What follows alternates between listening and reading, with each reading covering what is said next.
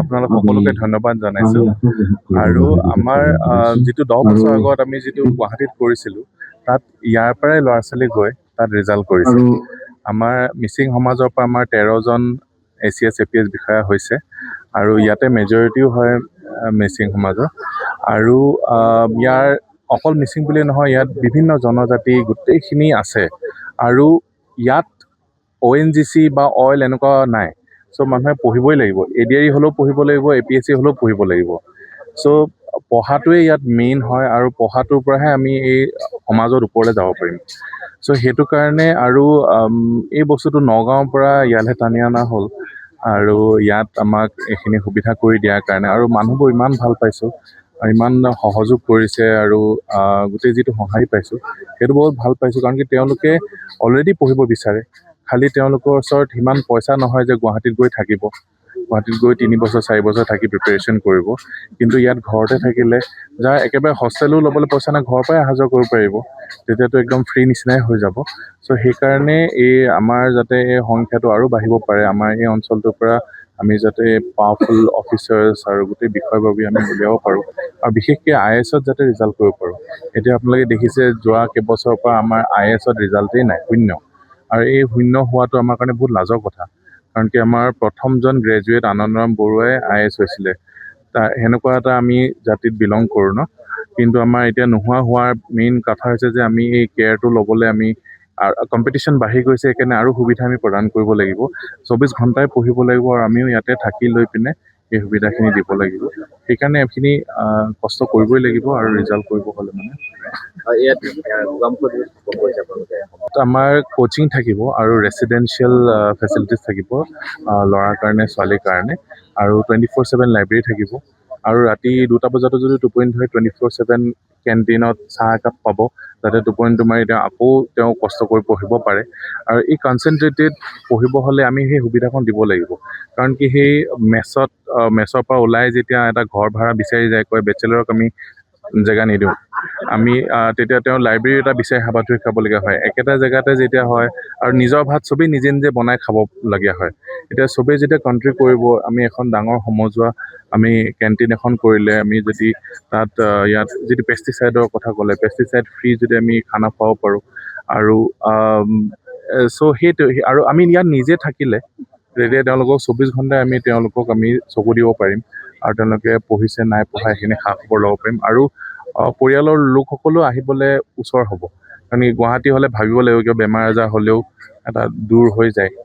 আৰু সেইখিনি হ'ব একেটা জেগাতে থকা, খোৱা, লাইব্ৰেৰী আৰু কোচিং গোটেইখিনি একেটা জেগাতে হ'ব। এইটো ফাৰ্ষ্ট ফেজটোত আমাৰ 100জনীয়া আমি চিটিং কেপাচিটি কৰিম। এইটো এৰাউণ্ড এপ্ৰিল মানত আৰু 3 মাহ মানত সম্পূৰ্ণ হ'ব। আৰু এতিয়া অনলাইন আৰম্ভ হ'ব আমাৰ। অনলাইনৰ যোগেদি জইন কৰিও পিছলৈ অফলাইনত আহিব পাৰিব। সুন্দৰ প্ৰচেষ্টা এটা। অংশুমান গগৈ, মধুস্মিতা ফুকন, তেখেতসকল নিজেও ACS পাছ কৰি থৈছিলে, কিন্তু চাকৰিটো নকৰাকৈ কম্পিটিশ্যন কেয়াৰ গুৱাহাটীত যিটো কোচিং ইনষ্টিটিউট আছে, UPSC, APSC, ADRE সকলোতে কোচিং যিটো ইনষ্টিটিউট আছে গুৱাহাটীত, যিটো খুব ছাকচেছফুলি চলি আছে। এতিয়া আমি কোচিং ইনষ্টিটিউট অকল মেট্ৰ'ত থাকে বুলি ভাবোঁ, আগতে ডাঙৰ ডাঙৰ চহৰবোৰতে থাকে বুলি ভাবোঁ। কিন্তু তেখেতে ইয়াত আমাৰ বিশেষকৈ ধেমাজি জিলা আৰু লখিমপুৰ আৰু ধেমাজি জিলাৰ বৰ্ডাৰ এই অঞ্চলত এটা কম্পিটিশ্যন কেয়াৰৰ এটা ৰেচিডেঞ্চিয়েল এটা কোচিং ইনষ্টিটিউট এটা কৰাৰ কাৰণে যিটো প্ৰয়াস লৈছে, তাৰ কাৰণে মই তেখেতক একদম ধন্যবাদ।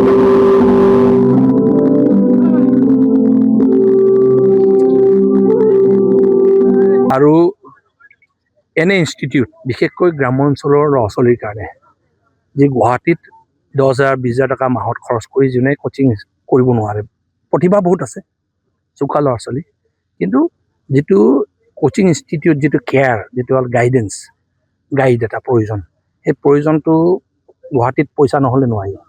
কিন্তু এতিয়া ইয়াত যেতিয়া হ'ব, নিজৰ চোতালতে ধেমাজি, লখিমপুৰ, মাজুলী, উজনি বহুত ল'ৰা ছোৱালী নিজৰ চোতালতে এই কেয়াৰটো পাব, কম্পিটিশ্যন হ'ব, কম খৰচত পাব, আৰু ইয়াতে থাকি মেলি পাৰিব।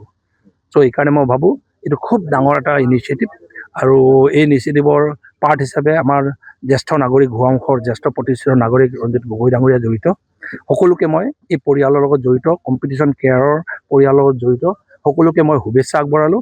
আৰু উঠি অহা প্ৰজন্মক যিসকলে UPSC কোচিং লৈ UPSC কৰিব বিচাৰিছে, পৰীক্ষা এক্সাম দিব বিচাৰিছে, ACS যিসকলে দিব বিচাৰিছে, ADRE যিসকলে সফল হ'ব বিচাৰিছে, সকলোকে ইয়াৰ সুযোগটো লওক বুলি মোৰ ফালৰ পৰা আহ্বান জনাইছোঁ। জোনাইটো এনেধৰণে ইনিচিয়েটিভ এটা ল'বৰ কাৰণে আপুনি আহ্বান মই অংশুমান গগৈ আৰু ৰঞ্জিত গগৈ ডাঙৰীয়াহঁতে যেতিয়া মোৰ ওচৰত এই বিষয়টো কনচেপ্টটো লৈ আহিছিলে, ময়ো খুব উৎসাহিত হ'লোঁ।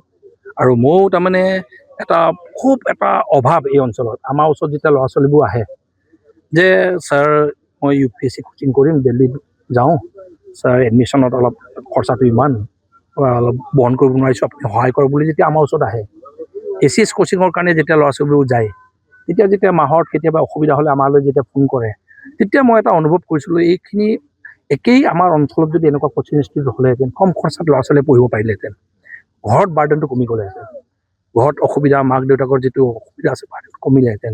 চৰকাৰৰ যিটো ফিলচফি, এডমিশ্যন ফ্ৰী কৰিছে কলেজবোৰত, নিযুত মইনা দিছে, এনেকৈ যেনেকৈ সুবিধাবোৰ দিছে, এনেকৈ এই ছেক্টৰতো যদি কোনোবা ইনিচিয়েটিভ লৈ বৰ ভাল কথা বুলি ভাবি আছিলোঁ, তেতিয়া আহিছিলে।